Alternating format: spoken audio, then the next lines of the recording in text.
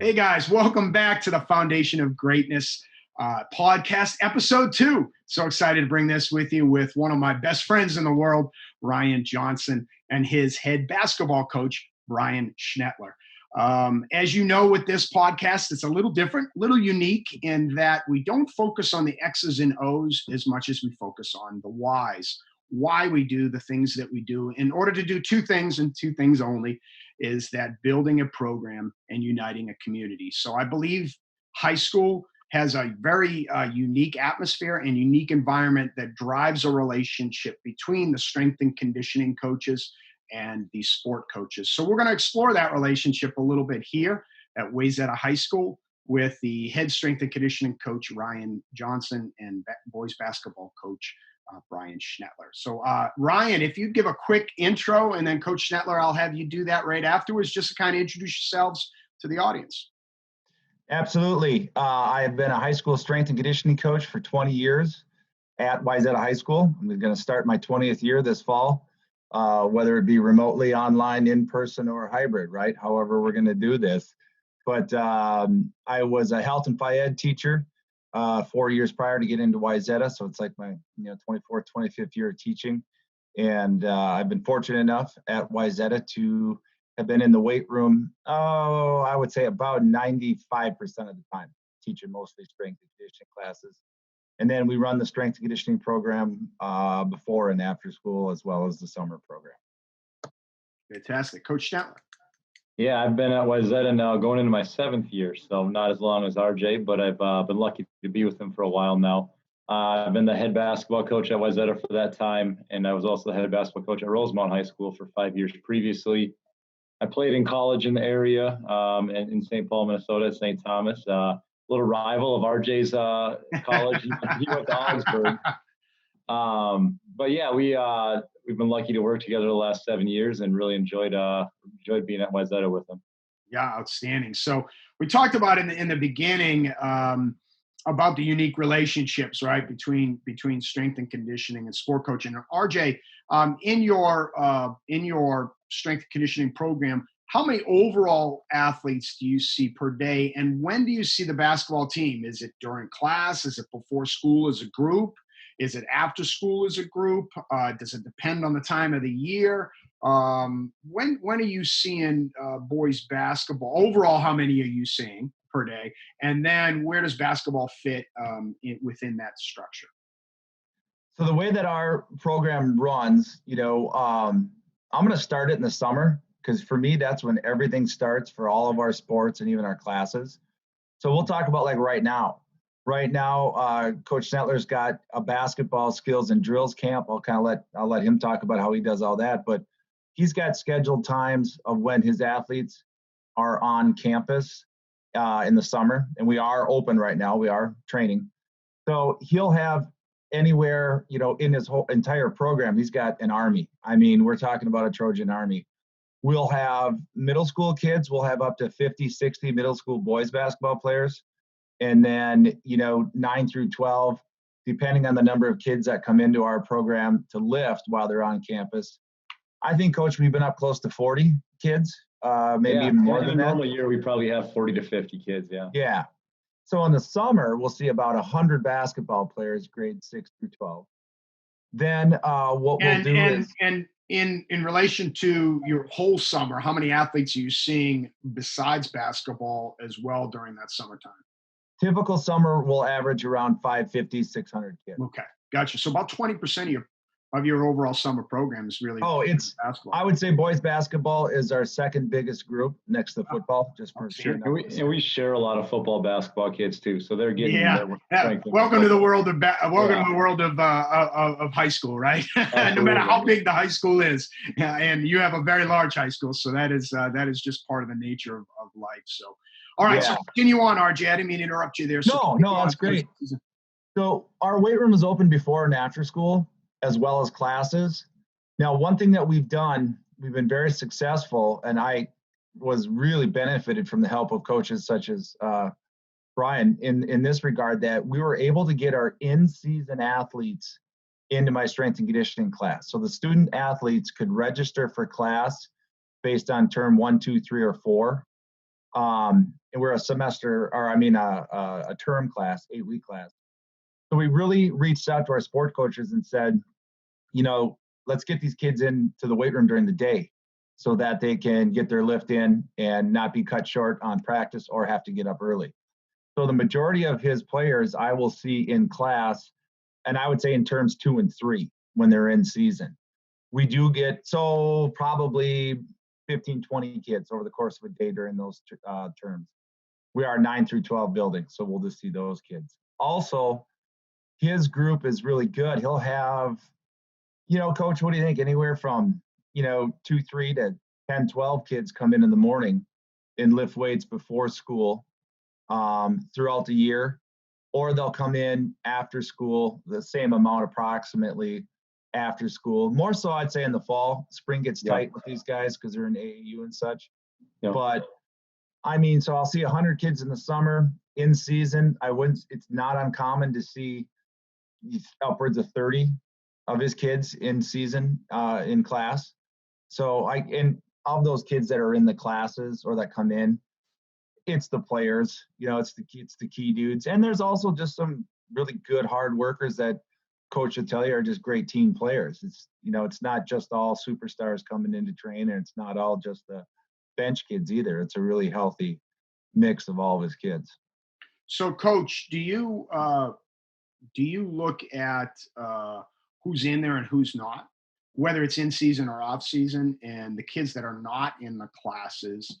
Do you make it a part of the program in order to have them lift, or is it how do you handle that situation? Yeah, we use the word strongly encourage. We want our guys lifting. Obviously you don't get to be able to compete at the level we want to compete at without being in the weight room. In the summer, right now, in a normal summer, I'd be in there. We schedule it so I can be in there with Coach and with some of his other assistant coaches in the strength room, in the weight room. But this summer's a little different. I haven't been able to do that with the way everything got set up this year, just because of kind of the changes we've had to make. But I do check in. I try and make a point of a couple times a week checking in. Hey, who's doing well? And they do a great job of telling me, like, hey, these guys are killing it. These guys are they're not really putting the time or not putting the effort necessarily that they need to put in. I'm checking in all the time, and I'm getting honest feedback, and then I use that feedback to either praise or say, hey, you need to get going a little bit. Yeah. And then in the school year, I work out in the weight room basically every day before school. And so I'm in there and I can see who's in there and who's doing stuff. And last year we had a core group of guys that were in there all the time. It's really fun for me because we get to joke around and talk about stuff that maybe we don't necessarily get to talk about all the time when we're in the gym. So I love it. I think there's two things that you just share there. I love both of you kind of dive into, and the last part we'll start with, actually, and then we'll maybe dive into a little bit the other part. But the first part that I heard was the last part where you say, were you in there and you're able to just talk with them and joke with them, and one of our friends, Jeremy Boone, has a great quote that I use often, is about connection trumps communication. And just telling kids, hey, they're working hard, or checking an attendance sheet, or putting things on our leaderboard are all communication points, which is awesome. Like, listen, that's great. That's like the road the car drives on. It's great to have a nice road, but the car is more important, and that's the connecting points. So how do you think that strength and conditioning allows your program to connect? How you with the players, RJ with the players, the families, how does strength and conditioning, besides bigger, faster, stronger, and we're going to get to that, how is that building a connection in your program? Yeah, one thing we talk about all the time is we want our guys to use basketball. Obviously, we want to win. That's part of it. We're competitive. Our kids are competitive. Our families are competitive. Winning's important. But we want basketball to be used to learn lifelong lessons, create memories, doing that connection, building those relationships, and develop a work ethic. And it starts in the gym and in the weight room to allow us to be playing our best in March at the end of the year. And to me, and RJ's the same way. I see him do it every day. And his connection piece and the connection piece with kids is by far the most fun thing of coaching and teaching.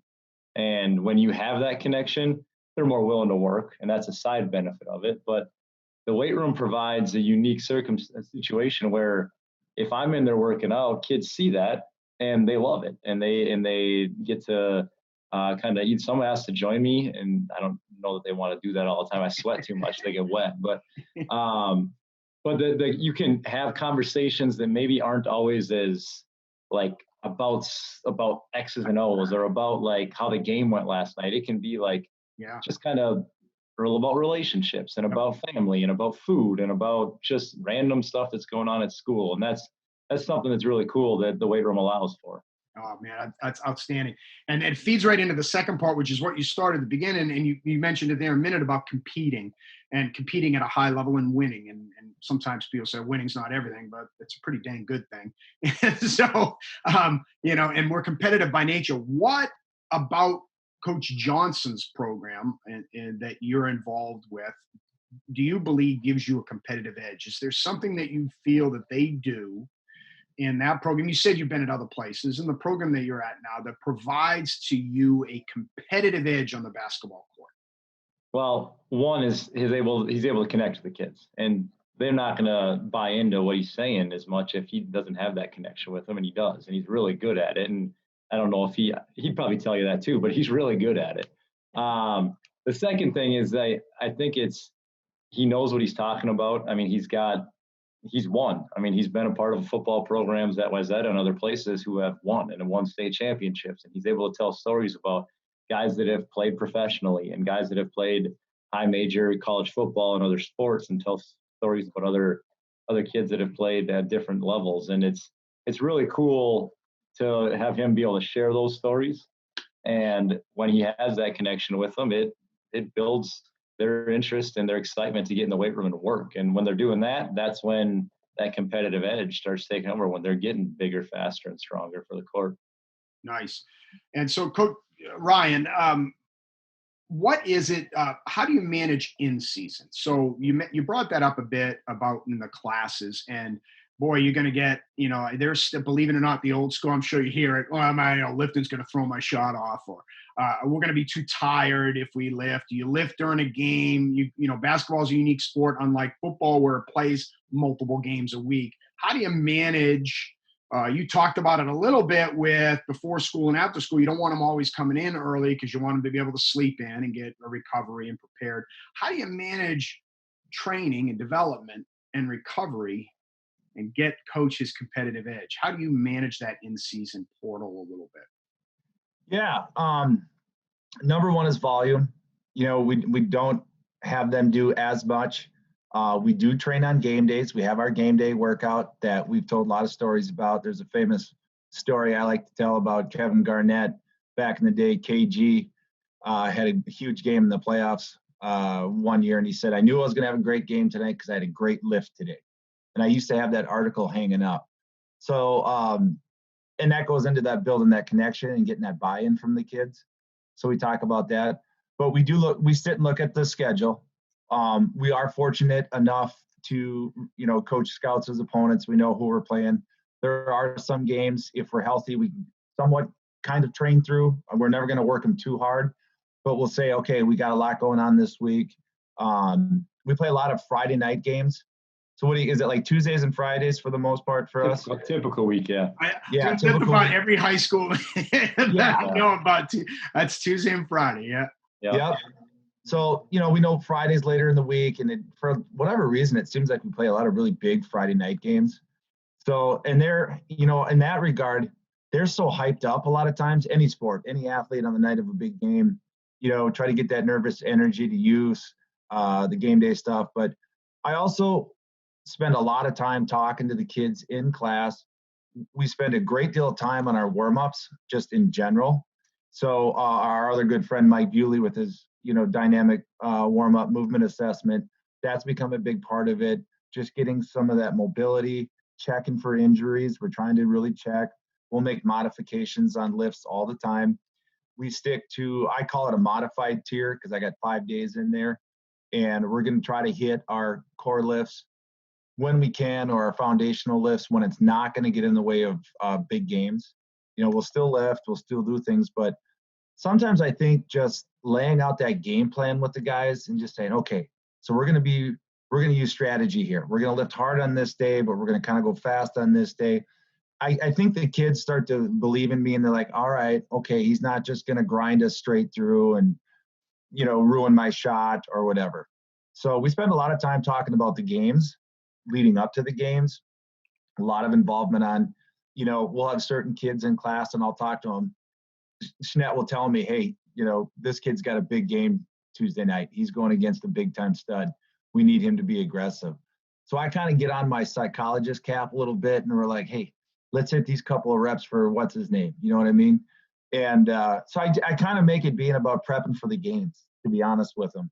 And gotten a lot of good buy-in, and I think they believe in that. And, if a kid's hurting and they tell me they're hurting. And the other thing we do is if there are injuries and they need to go to physical therapy, we have a clinic now in our high school where a trainer comes in, they can do their PT there. Or I tell the kids to schedule their physical therapy, or even sometimes their dentist appointments, or if they're sick. I try to make the class be about their total health and not just about lifting and everything. I think a couple of them maybe slept in first block a day or two after some of those long road games, but that's okay. We try to make it about, the athlete and what's best for them in the season. So that's, this is where this podcast is now going to kind of drift a little different than maybe others, because that's unique, right? From both these perspectives. And Coach, you've been other places, and it's not that other places are bad. This is where I want to kind of wonder how your relationship started, because most strength and conditioning programs at any level, it's about the lift. And they say it's about the athlete, but it's always about the lift. Well, we got to lift. Game day doesn't matter because I got to get my bench squat and clean in every week because it's about the bench squat clean, yada, yada, yada. And if they do miss that, all the world is over. Meanwhile, they're telling the kids that the reason we're lifting is for basketball. And the kid's like, but I can't play basketball when I do that. And, you got to get the lift in, but it's for basketball.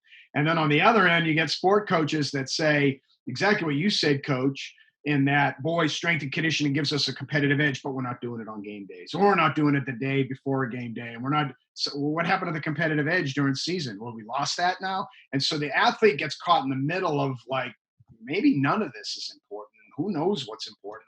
I don't get it. Because every coach is going to tell them, hey, listen, I have your best interest at stake.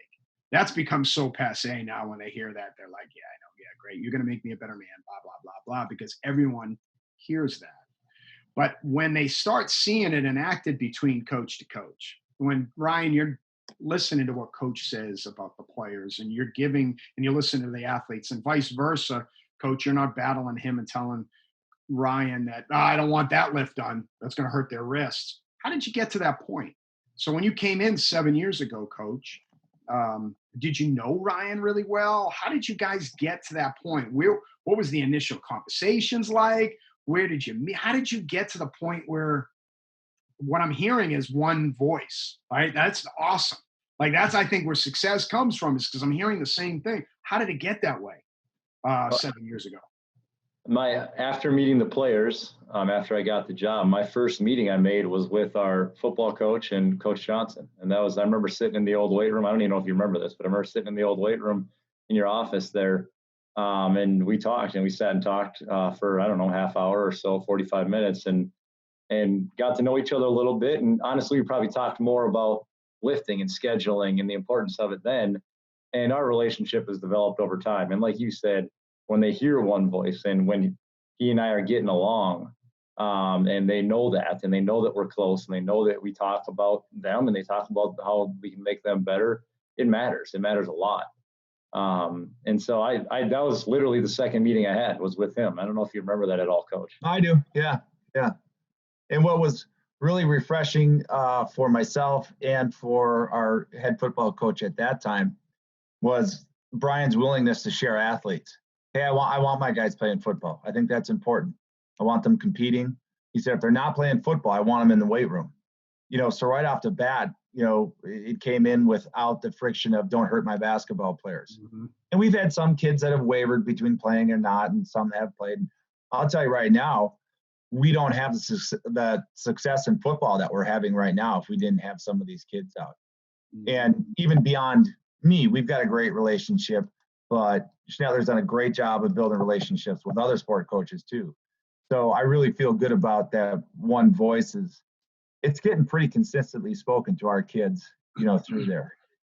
Well, let's dive down into this a little bit, because that's where this connection piece is. We spend so much time about character development for our athletes, and we talk about leadership for our athletes, and we talk about building relationships between coach and athlete. And very little's talked about coach to coach. How, because I know this for a fact, doing it over 20 years at the high school level, heck, 5 in a pro level and 1 at a collegiate level. There were days that I wasn't real happy with that sport coach and he wasn't real happy with me, and it might have nothing to do with them. It might be something else in my life going on. How have you worked? What steps have you taken to build that relationship, besides just working out in the morning, which is awesome, besides just talking about lifting and basketball or whatever? What steps have you guys taken to build a relationship that allows bad days to not affect that voice, so that voice doesn't, so the kids don't have to worry about what kind of mood we're in? How have you guys gotten to that? What have you done? What have you found that worked? It could be, what have you found that didn't work? Like, share with me a little bit about that journey, because I'm intrigued by that, because I failed many times in a lot of the relationships I had with sport coaches, because I don't think I worked on that. I'll start. I think it's kind of, for us, it's kind of come naturally. I mean, I am in the weight room every morning before school, so it's kind of our time to catch up a little bit too. We pretty much talk every morning before the bell rings. We spend a lot of time in between classes talking.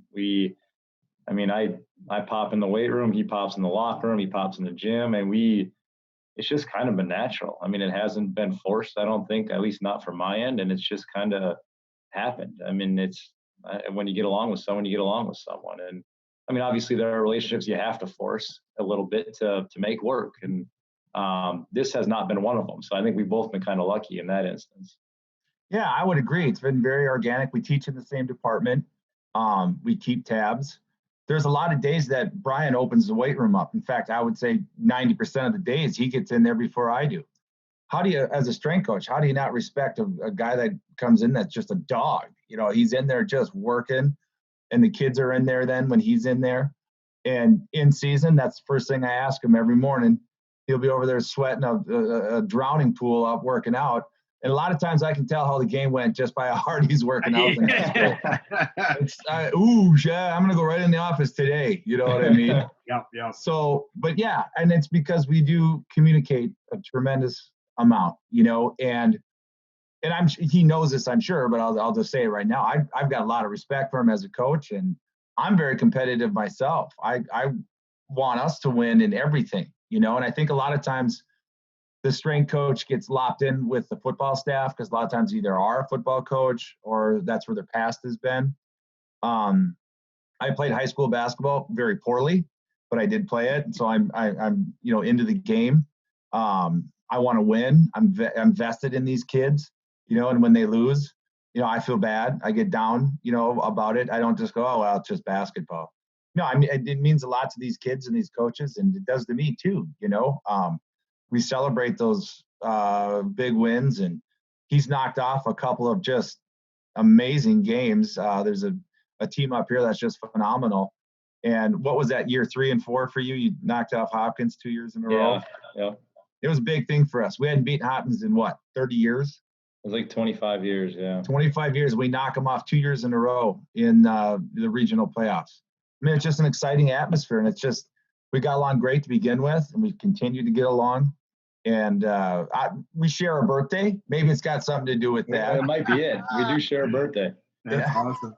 Yeah, I know, when we talk about connection trumps communication, but without communication, I don't think you can have connection. So, to get to my destination, I need to have that road, right? And so that's what that connect. And I know for me, the best relationship I had was with my football coach, most recently, Tim Hardy, down at Great Atlanta Christian School. And the thing I miss most of this day is Saturday mornings during the football season, win or loss, 8 a.m. on Saturday, I'd get a phone call, and I listen. I'm like you. I played football in high school very poorly. I never said I played football poorly. Yeah, I had another sport that I was all right at, but I'm typically not a football guy. And but he would go through it with me. And what'd you think? And how about this? And it was really just, I think he felt a connection to be able to share stuff with me that he knew he wasn't going to get well, if you ran this play or you ran that play, he wasn't going to get that. I was just going to be able to listen. Do you guys do anything? The thing that I was most impressed when I came and visited Ryan with Wayzata was the community. So we went several places, and there weren't many that didn't know who you were, and there weren't many that didn't know who anybody was. And for a community that isn't tiny, by any stretch of the imagination, it is very close. And are you guys? And you said you share the same birthday. Do you do anything? Do you bump into each other outside in the non-sport season? Is there anything that you've found ways to connect outside the school realm, or is it purely just that relationship built within that school wall? Well, we're on different ends of the spectrum with kids. Schnettler's got two young boys who I'm surprised they're not bouncing on his head right now. I locked him in the basement tonight. Exactly. So he's got little tykes, and I remember being in that spot where you're just drained. You got all kinds of stuff going on. And I mean, you spend so much time in that school and everything. The majority of our socializing occurs at school. We have had a chance to go out here and there. I do make it a point to try to get to as many games as I can during the season. And then it's really fun just to say hi to him real quick or wave at him. And then, his family's there. The kids are around. We connect with them. I try to bring my boys. When my oldest son, Parker, who does a lot of the training with these guys in the summer. Parker's our guy. Parker's our guy. He's your dude. He is your dude. I know it. And he loves working with the basketball. Awesome. He wants to go to games. My younger son just plays football and bass fishes now. He doesn't play hoops anymore, but he's always looking to come to see a game. So I try to, I get that. So I'm not going to pull on him. Hey, let's go grab dinner. Let's go to that, because I know he's got a lot going on. But like Coach said, we seek each other out during the day, each and every day when we're there. It's not just a business relationship. We're joking around. He's pranked me a couple times in the weight room, got me good, but stuff like that. So we've got a really great relationship overall, and there are nights when we'll have conferences and stuff and we'll go out. But even then, I remember being where he was at with little guys. It's tough. At home. Yeah, especially when you're coaching. All right, well, we're going to take another little road back, maybe a little bit closer to what most people kind of tune into podcasts for. And we're going to kind of dive into two questions to end this. And first one's going to be about building the program. We talked about it at the beginning. And Coach Schnettler, for you, for basketball, and I don't know what style of play you have, if you're a running team, if you're a press defense, I don't know, you may be a slowdown.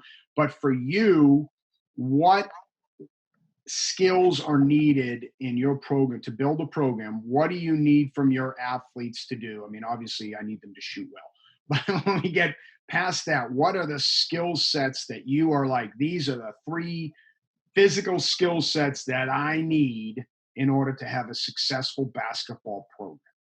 Yeah. I mean, we talk a lot about basketball skill. Obviously that is, like you said, you got to be able to shoot it. We shoot it pretty well almost every year. We want our guys to play together, and we want our guys to play really hard. But physically, we got a kid now that is an unbelievable athlete, just jumps out of the gym, and we got a couple of them that are pretty good athletes, actually. But obviously, jumping is part of it. I think maybe most importantly, and Coach and I talk about this all the time, but lateral movement is a lot of basketball, and a lot of being able to guard, and a lot of being able to just turn your hips quick and do all that kind of stuff. So, and especially in the summer, we spend a lot of time working on the lateral movement stuff. And obviously having some strength. I mean, in our conference, which is probably the best in Minnesota in terms of basketball conference, you can't just be out there all the time being a $140 dripping wet. And we've had a couple of those kids have been pretty dang good, but it helps to add that strength and be able to take hits, take contact, and continue to finish plays. Love it. All right, so Coach, here I'm going to throw it on you now, RJ. So jumping, lateral movement, and strength in order to avoid injury, right? Strength in order to take abuse and finish the play, to continue to be able to recover. Strength is great. It's not about how much we squat. And that's why a 140-pound kid can work real well. One of my favorite basketball players I've ever worked with was a tiny, and we've had some pretty amazing. We had Malcolm Brogdon. We had some pretty amazing basketball cats.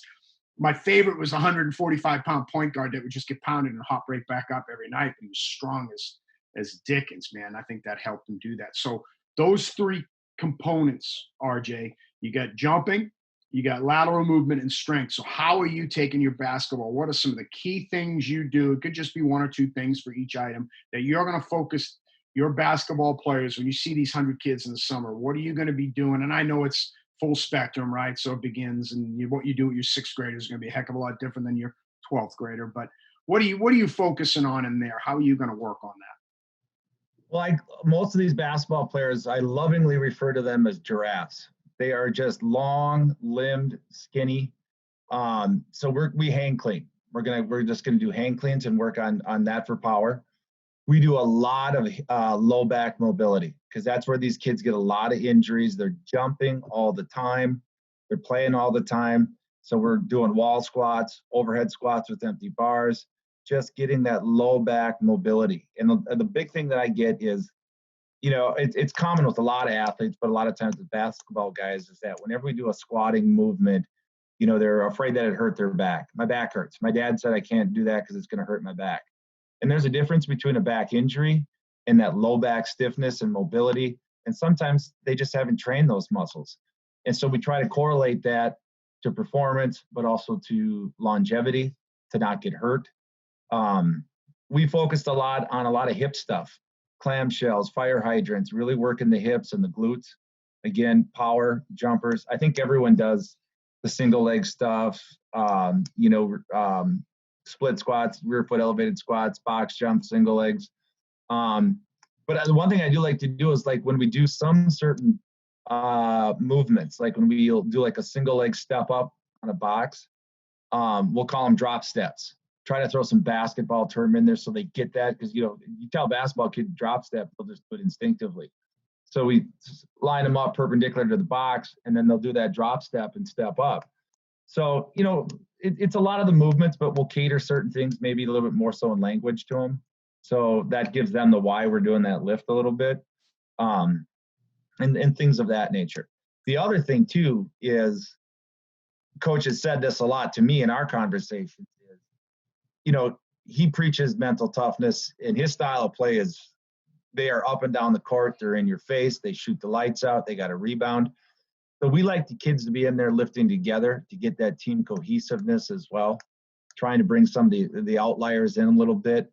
You get a lot of kids that, and we're fortunate, he's got some really talented kids that spend a lot of time on other AAU teams and outside trainers and outside, elements and stuff. So we together want them in there lifting together as much as possible, not because my way is better than their way, but it's because we want them in there pushing each other. And sometimes that leader on the floor is not a leader in the weight room, and it gets other guys to step up a little bit in that regards. That's just kind of my thoughts. Coach might have a little different take or agree with that. No, we've talked about that a lot, and I think it's something we've talked about. We want to continue to try and do better, is get those guys in there together and try and have less guys going in the morning and in class in the afternoon, and try and find ways to connect them. Because like we've talked about, there's a something special when you're having to struggle a little bit together, and you can do it not just on the court, but if you're in the weight room and pushing each other and challenging each other and able to have those kind of side conversations that you get in the weight room, it matters, and it builds teams, and it builds really good teams. Yeah, that's awesome. And man, you couldn't have teed it up better for me, RJ, on the final component about uniting a community, right? So we talked about building a program. We're going to finish with uniting a community. And I think one thing that creates conflict is outside voices, right? And in basketball, maybe more than any, there are lots of outside voices. And it doesn't mean they're bad. There's just lots of outside voices. It could be an uncle that says, well, your coach is not teaching you how to shoot the ball right. Or it could be an AAU coach that runs a system or a scheme set that's different than the basketball. And the kid in the morning's talking about how I wish coach would do this. On my AAU team, I'm a starter. Here, I'm just eighth guy on the bench, and that coach doesn't know what he's talking about. And you might hear that in the weight room, RJ, and I know I did. You would hear that a little bit of some bickering when things weren't going right. And coach, I'm sure you probably heard it on the same thing where you get a parent that, well, the trainer down the street trains these NBA players, and I don't know why I would want to go to RJ or anything like that.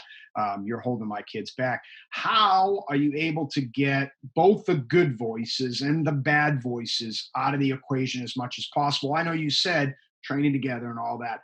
How do you work together? So RJ, if you hear something from a player in a class about coach or the program, how do you deal with that? And coach, when you hear a parent via email or whatever, how do you deal with that without throwing RJ under the bus? Because that's how you can kill a relationship, right? So how do you guys deal with that struggle point to unite the community, not create more dissension, but unite the community? Well, for me, in the situation that we have is we have some very talented players and some very talented teams. So the only thing I would ever hear is that a kid would say, I wish I would play more. That's, I mean, as far as, our success kind of speaks for itself most of the time. I don't hear any negativity in that regard, but I just say hard work is hard work, and you got to work hard in here. You got to work hard there. And sometimes this is all a metaphor for life.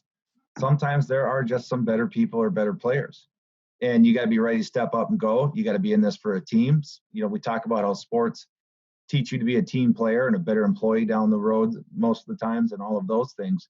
So I just try to mix in those metaphors and that. But if I were to ever hear anything, at all, I got Schnett's back. Nope. No, I hear that with him later, even if it's something small. Obviously, if it's a big thing, we all know we got each other's back, and we're gonna do that.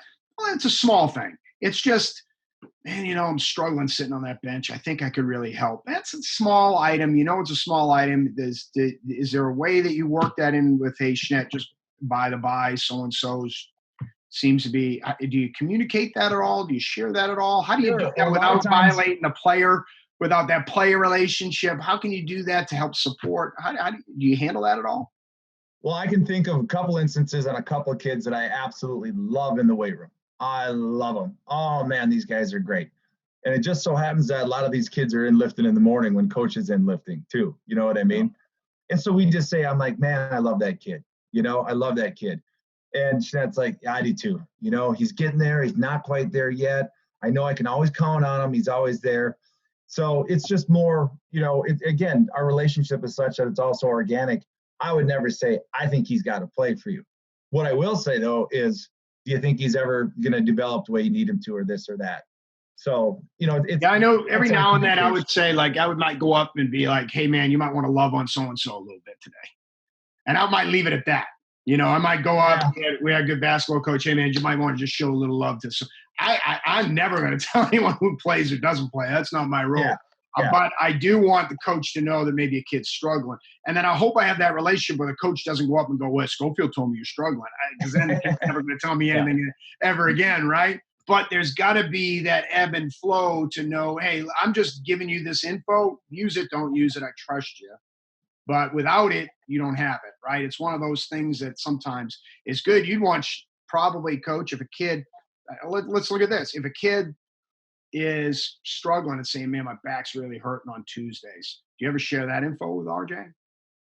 Yeah, I don't hear a lot of it, but I do. I'll go in and be like, we actually have had that maybe a little more often over the last couple of years where, hey, his knee's bugging him today. Yeah. Can you do this? Or back stiff, or he says his legs are really sore, and I'll mention it to him, and he'll go in and he'll give him some stuff to do that will help with that stuff. And I'd say this, I know that RJ, if there was an instance where somebody was complaining or they're down or they're kind of whatever, like, which we get all the time, it's team sports, it happens, I would definitely want him to, and I know he would tell me. And that's important because we try and seek out those kids and try and make sure that they understand that we care about them, even though maybe they're not getting necessarily what they thought they were going to be getting out of the season.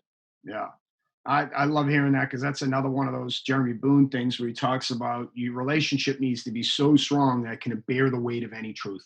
So if a coach comes to me and says, hey, man, a kid's shoulders are killing him every Monday, I got to have, that's a truth. Instead of being so defensive, a lot of coaches will be like, it's nothing I'm doing. Maybe I gotta watch what you're doing. And there comes conflict, right? And so building a relationship, it needs to be so strong that the truth can come in and go, you know what? I have a lot of ankle injuries this year. Is there anything we've done differently? Or again, truth is truth, right? And so you have to be able to bear the weight of truth if you have a solid relationship. So Coach Schnettler, how do you deal with the predominance of AAU and outside training and influences? Do you have kids that ever miss your practices? How do you manage that when, it's part of the process? I mean, we can dig a hole and put our head in it if we want and say it doesn't exist. And we pull the head out, it's going to be there, right? It is what it is. And in this land of COVID, it might be worse, because if the restrictions are on the high school down here, they're not on these private places. In fact, I'm seeing private football things starting to kick up. So it is what it is. How do you handle that? How do you balance that? Yeah, I mean, we don't have kids miss practice during the season for that kind of stuff. But in the summer, we get kids miss all the time. We got not just AU, we got kids that are stud baseball players. We got a kid that left today for Atlanta, and he's going to miss the next 2 days of basketball and football. And so we got kids that miss, and we just expect that when they're there, they're going hard and they're giving it everything they have. And I mean, there are times where you have a conversation where like, hey, we'd love if you were here, and if you can make it work, that's great. But like we talked about, we want our kids together as much as possible, because that's what builds the connection and community that you keep talking about, that we need to be successful and to give them that kind of ability to create the memories that they want to create and friendships they want to create. And so we try and put them in spots where they can be together as much as possible. But we do have outside strength places that some of our kids do use. And especially when they got a jump start on us this year a little bit, they were able to go to some of those places before we were able to get our stuff set in place. And so we got a couple of kids that are not with us as much this summer as probably we would like. But reality is we just weren't able to get that set up this year with the COVID situation. Yeah. But I know RJ, he talks to our guys about AU. He asks how they're doing, and that's a part of it. We got to play the game with that, and it's important. I mean, I know if I was a kid growing up and I didn't get the luxury of playing AAU with where I grew up, but I would have loved to have played, and I would have loved to have been a part of it. But I also would have loved to be in the weight room and play for my high school. And so we got to find a balance for all three of those things. Yeah, I love that. And I think that's a good reflection of your lack of egos, right? So when it's about other people, ego kills talent, right, all the time. And so you guys could have a great program, great system, great community. Ego can crush all of those things. So when we think about that from a player's standpoint, we quite often forget that exists on our own. And I think I probably ruined more opportunities than I probably have done a good job in my career because of ego. So I think that's great hearing that. I think that's a resonant sound. Guys, this has been fantastic. Time flies whenever these relationship talks go well. I know from previous episodes that we've had lots of coaches want to connect, to ask more. They may want to connect and ask strength and conditioning. We have a good following of sport coaches that may want to connect and ask how you do some specific things, Coach. If it's good with you and you want, I will share some connecting information, emails and so forth. If you have websites or anything like that, I'll put that on as well. But it was an awesome honor to meet you again, other than just passing in the hallway, I think, that one time. I know we're coming up. NHSSCA, the National High School Strength Coaches Association, will be holding its national conference next June on the campus of Wayzata, and we are super excited about coming up there. It's a phenomenal campus. So high school strength and conditioning coaches listening, make your reservations now, and you can meet these guys in person. Come up and see how they get things done. But they can go play Schnettler one-on-one. Yeah. Sounds like you can get a workout in the morning and do one-on-one in the afternoon. There we go. We'll go all day long. Let's go. That's awesome. Any parting words, RJ, you'd like to say? This has been fantastic, and I hope that more and more strength coaches and sport coaches get together and get to develop the relationships like this, but more importantly, to start talking like this, because I think this will do more for the profession and for coaching in general, whether it be weight room or sport coaches. This has just been awesome. Love it. Coach Schnettler, anything else? No, thank you for having us on. And like I said, it makes it a lot of fun when we do get along as well as we do, and we're able to have that connection and relationship, because it matters to our kids, and that's by far the most important thing. Outstanding. All right, guys. Well, thank you again. Look forward to seeing you in person. And guys, thanks for joining us. Episode 3 on the way.